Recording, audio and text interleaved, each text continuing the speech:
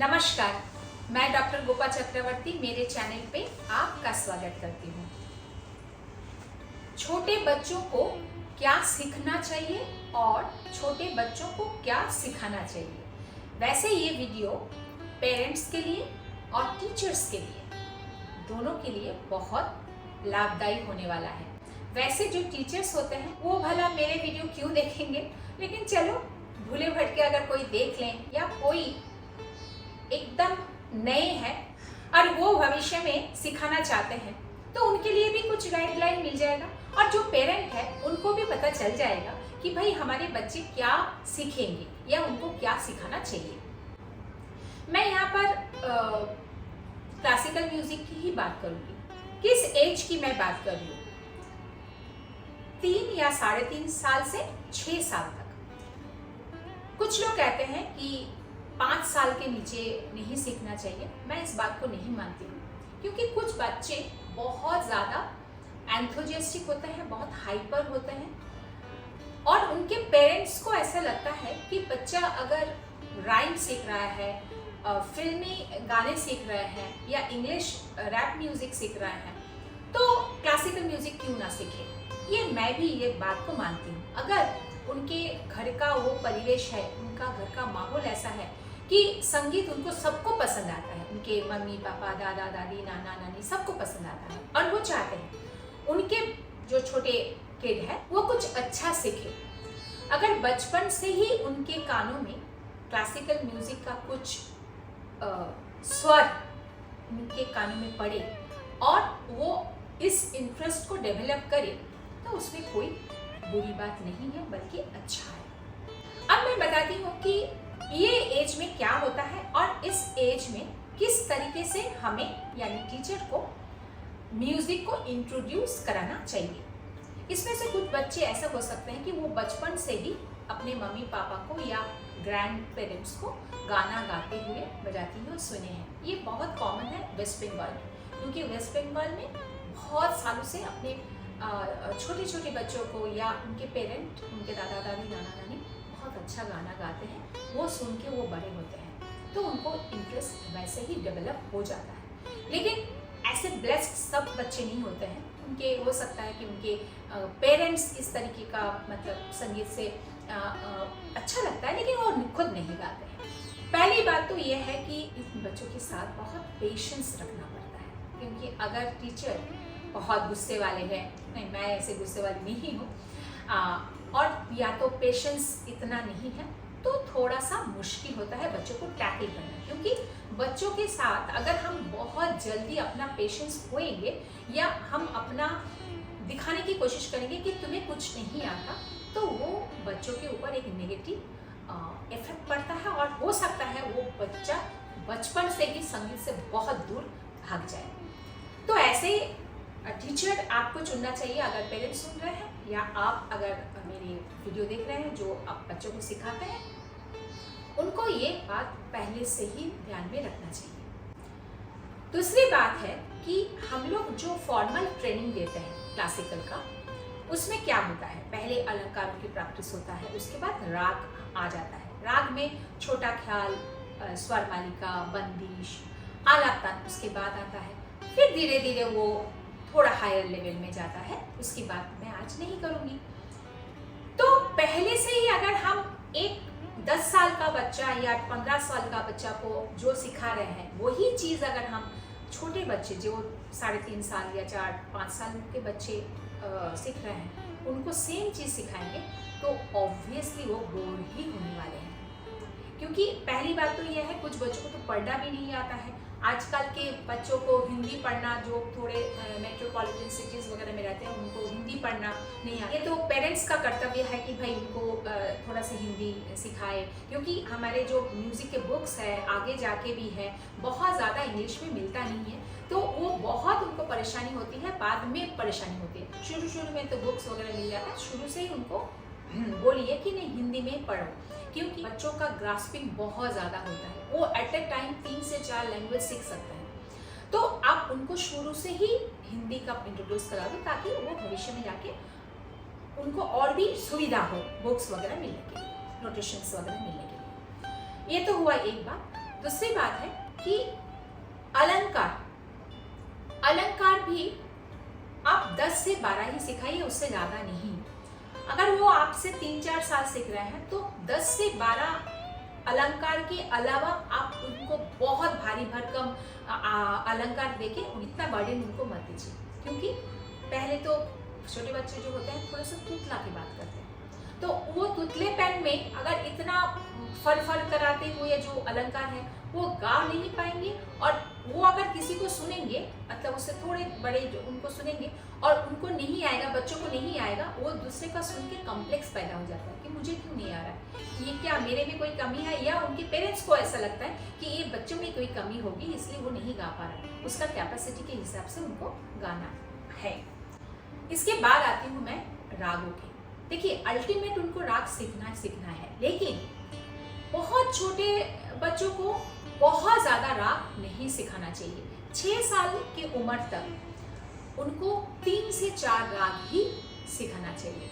आप उनसे एक मतलब प्लान कर लीजिए, ये बच्चा मेरे पास जितना भी सीखेंगे, जितने दिन भी सीखेंगे, उनको आप बहुत हल्के तरीके से राग सिखाइए। देखिए, हमारा जो कोर्स है, आप कोई भी इंडिया के कोर्स को ले लीजिए, चाहे वो अखिल भारतीय हो, चंडीगढ़ यूनिवर्सिटी हो, प्राचीन कला केंद्र, तो जितने भी हैं उन सब में कुछ कॉमन चीज़ें उन लोगों ने रखे हैं, जैसे कि जो इनिशियल राग है भूपाली, दुर्गा, काफी, भैरव ले सकते हैं, क्योंकि भैरव का जो टोन है वो बहुत अच्छा लगता है गाने में। तो इस तरीके से संपूर्ण वाला राग लेंगे ना, तो वो ना भूलने का चांसेस उनका कम होगा।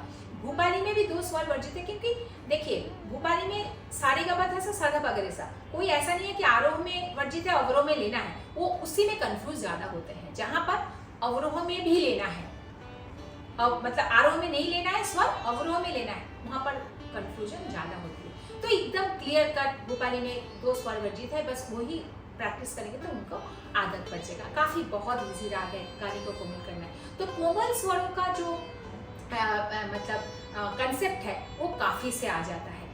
भैरव में क्या होता है, रेधा कोमल है तो उसमें आ जाता है। तो 3 से 4 राग ही उनको सिखाना चाहिए।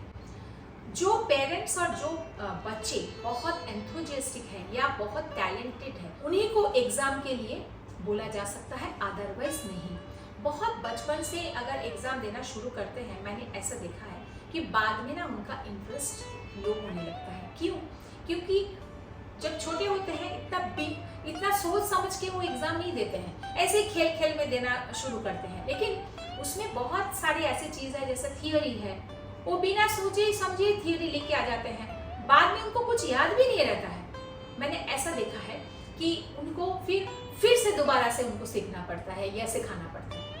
उससे अच्छा 6 साल की उम्र तक अगर एक एग्जाम दे तो जस्ट सब लोग दे रहे हैं, उनको देखा देखी एक आध एग्जाम दे दिया, एक एग्जाम, बाकी एग्जाम देने की कोई जरूरत नहीं। बाकी उनको क्या सिखाना चाहिए, बहुत इंटरेस्टिंग है ये। उनको कुछ गीत,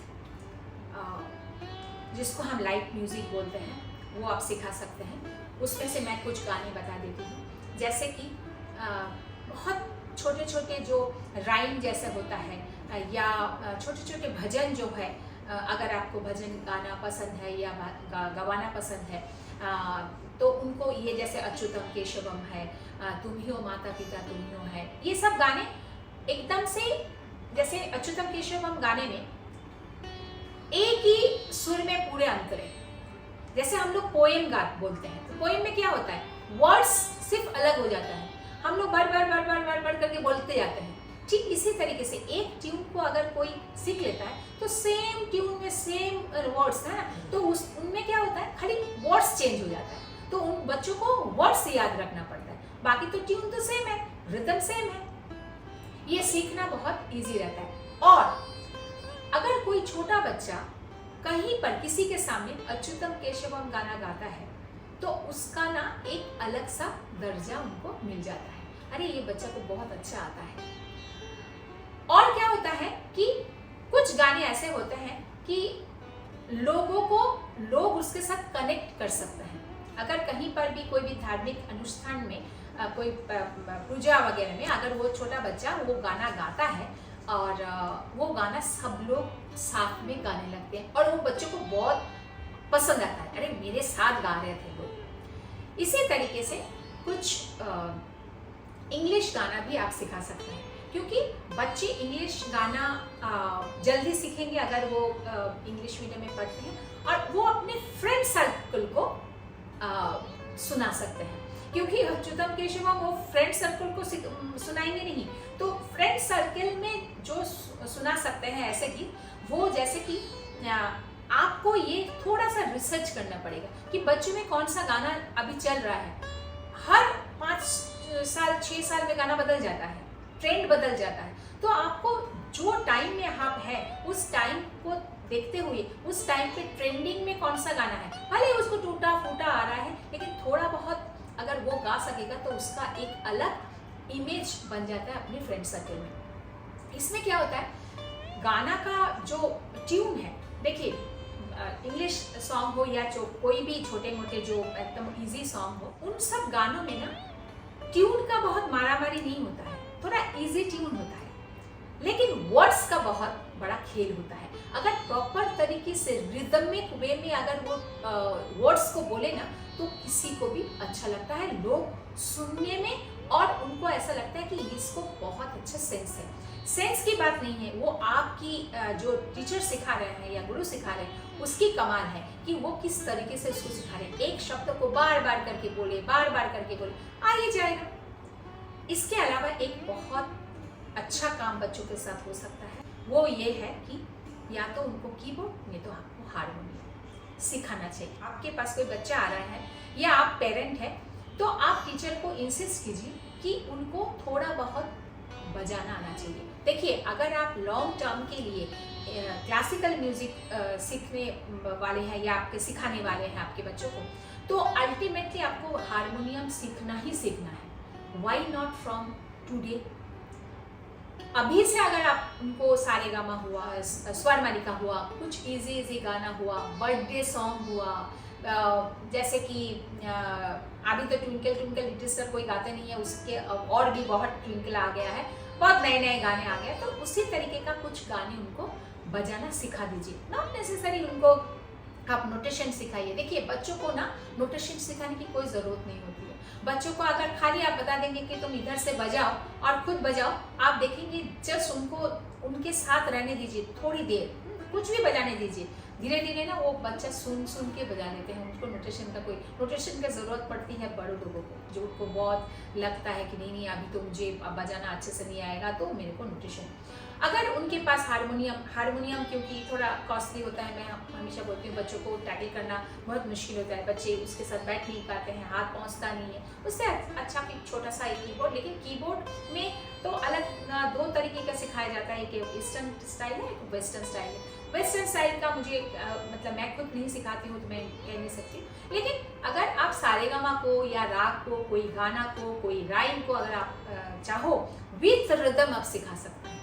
जैसे मैं कभी कभी बोलती हूँ कि जैसे कोई भी एक रिदम दे के मतलब कीबोर्ड में राष्ट्रगीत उनको सिखा दीजिए, उसको बहुत मज़ा आएगा, क्योंकि ये जो कॉमन जो रिदम है, मतलब बहुत कैची रिदम है, उनको बच्चे बहुत जल्दी सीखते भी हैं और कनेक्ट भी कर पाते हैं। इस तरीके से फिर आप अगर उनको 6 साल तक 3-4 राग सिखा दिया तो फिर वो एक ट्रैक में आ जाते हैं, और ट्रैक में आने के बाद आप उनको जब अच्छी तरीके से क्लासिकल को इंट्रोड्यूस करते हैं तो आपको बहुत एक अच्छा मिट्टी मिल जाता है, एक बेस आपको मिल जाता है। जो पेरेंट है वो उनको भी लगता है कि नहीं अभी मेरा बच्चा का उनका बेसिक जो है ताल का ज्ञान, स्वर का ज्ञान, याद रखने की क्षमता, थोड़ा बहुत तालों का ज्ञान हो जाता है, तो इस तरीके से वो बहुत जल्दी फिर क्लासिकल म्यूज़िक सीख पाते हैं। अगर किसी को फिल्म गाना गाना है वो बिल्कुल सीख सकते हैं, लेकिन मेरा राय ये रहता है कि अगर आप फिल्म सॉन्ग सीखते भी हैं या गाते हैं बिल्कुल गा सकते हैं, लेकिन क्लासिकल बिल्कुल भी मत छोड़िए, क्योंकि क्लासिकल अगर नहीं सीखेंगे तो वो बहुत दिनों तक आपके मन में गिल्ट रहेगा और आप पूरा संगीत को समझ नहीं पाएंगे। मुझे लगता है कि ऐसा वीडियो आपको पसंद आता होगा।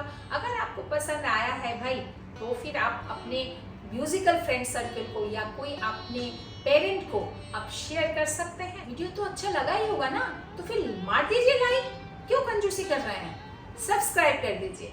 मिलते हैं नेक्स्ट वीडियो में। नमस्कार।